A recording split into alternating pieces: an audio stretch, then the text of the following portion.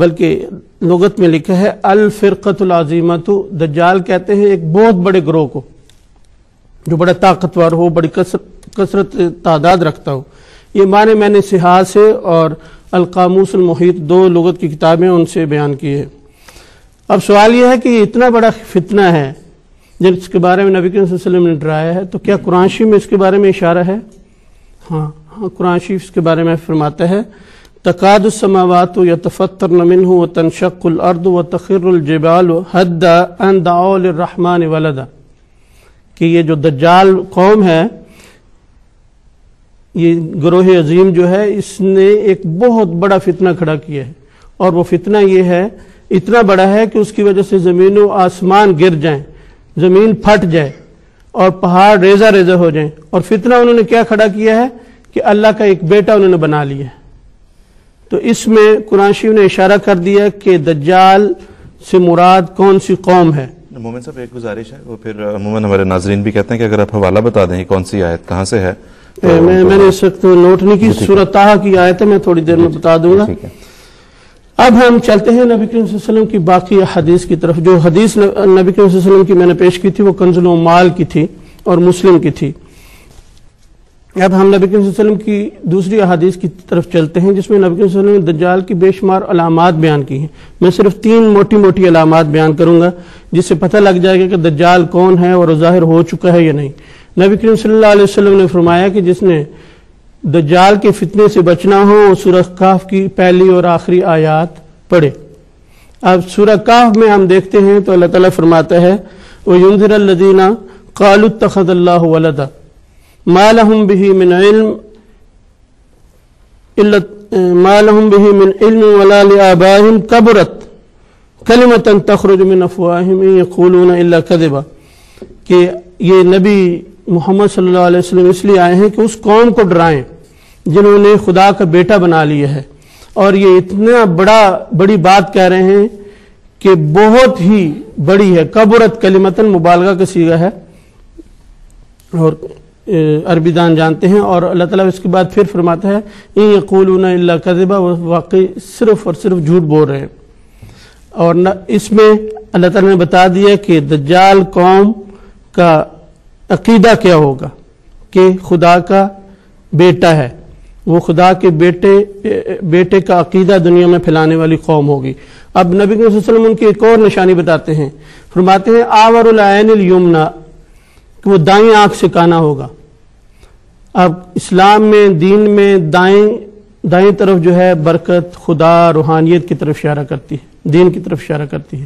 تو گویا نبی صلی اللہ علیہ وسلم نے فرمایا کہ اس کی دین کی آنکھ، روحانیت کی آنکھ بالکل کام نہیں کرے گی، لیکن جو دنیا کی آنکھ ہے وہ بہت تیز ہوگی، دنیا میں وہ بہت آگے نکل جائیں گے.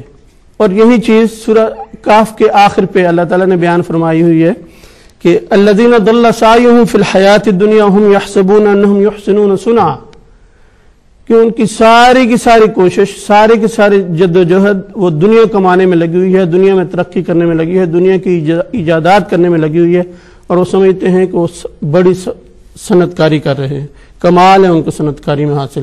یہ دوسری نشانی نبی کریم صلی اللہ علیہ وسلم نے بیان فرمائی. تیسری فرمائی کہ اس کا ایک دجال کا ایک گدھا ہوگا.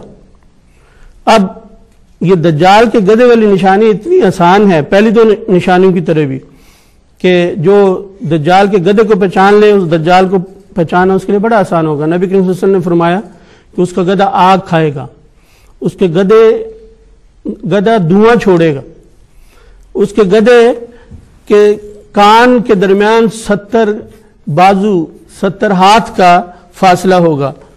اور فرمایا کہ اس کے اندر لوگ بیٹھیں گے، اس کے پیٹ میں بیٹھیں گے. فرمایا اس کے پیٹ میں کھڑکیاں ہوں گی. فرمایا وہ چلنے سے پہلے اور رکنے سے پہلے اعلان کرے گا کہ میں اب چلنے لگا ہوں، میں رکنے لگا ہوں. فرمایا کہ وہ سمندر میں چلے گا اور اس کے گھٹنے تک، بلکہ گٹے تک، ٹخنے تک پانی ہوگا. اور اگر فضا میں جائے گا تو بادلوں کے اوپر چلا جائے گا. اب یہ دجال کی گدھے کی نشانیاں ہیں. اور ایک اور نشانی نبی صلی اللہ علیہ وسلم نے فرمایا کہ اس کا ایک قدم مشرق میں اور دوسرا مغرب میں ہوگا، یعنی یہاں سے اڑے گا اور ادھر جا کے لینڈ کرے گا. اب اتنی واضح نشانیاں نبی صلی اللہ علیہ وسلم نے بیان فرما دی. اب ہمارے دجال کا گدھا پہچاننے میں کوئی مشکل نہیں ہونی چاہیے. اور ساری دنیا جانتی ہے اور کون نہیں جانتا کہ خدا کا بیٹا بنانے کا عقیدہ دنیا میں پھیلانے والے یہ عیسائی پادری اور یہ عیسائی قومیں ہیں، مغربی قومیں. انہوں نے یہ عقیدہ گھڑا اور دنیا میں پھیلایا.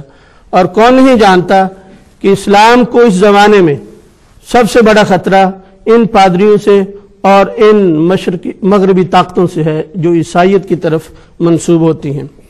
اور کون نہیں جانتا کہ ان لوگوں نے دین اور دنیا میں وہ دجل کیا ہے کہ شیطان کے بھی کان کاٹ دیے ہیں.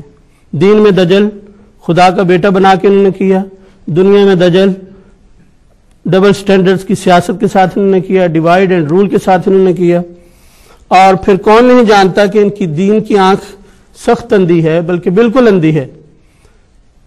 تثلیث کا عقیدہ تین ایک اور ایک تین دنیا میں پیش کرتے ہیں جس کو کوئی نہیں سمجھ سکتا، نہ یہ خود سمجھ سکتے ہیں نہ سمجھا سکتے ہیں. لیکن دنیا میں وہ کمال انہوں نے حاصل کیا کہ آسمان پہ کمندیں ڈالیں، زمین کے پاتال تک دیکھا، سمندر کی تہ تک دیکھا. دنیا میں کوئی حرکت نہیں ہوتی کہ انہیں پتہ ہوتی ہے کہاں خزانے ہیں زمین میں، ان کو پتہ ہوتا ہے، وہاں پہ قبضہ کرتے ہیں، وہاں پہ پہنچ جاتے ہیں، دوسروں سے پہلے پہنچ جاتے ہیں. اور آخر پہ ان کا گدھا جیسے نبی کریم صلی اللہ علیہ وسلم نے فرمایا آگ کھاتا ہے، آوازیں دیتا ہے چلنے سے پہلے، لینڈ ہونے سے پہلے.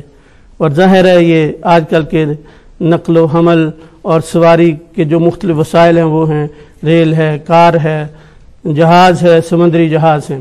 اور عجیب بات یہ ہے کہ اسی آگ سے چلنے والے گدھے کے ذریعے یہ دنیا میں پھیلے ہیں. جیسے ایک معنی دجال کے میں نے بتایا کہ دنیا کے مختلف علاقوں میں پھیلنا، اور اسی کے ذریعے انہوں نے دنیا پہ قبضہ کیا ہے. اور سب سے بڑی بات یہ ہے کہ ساری دنیا خصوصاً مسلم دنیا کو انہوں نے سب سے زیادہ نقصان پہنچایا ہے. اور اس میں اشارہ اس معنی کی طرف ہے جو دجال کے میں نے بیان کیے تھے کہ آگ لگانے والے، آگ سے یہ کام لیتے ہیں اور دنیا میں آگ لگاتے ہیں.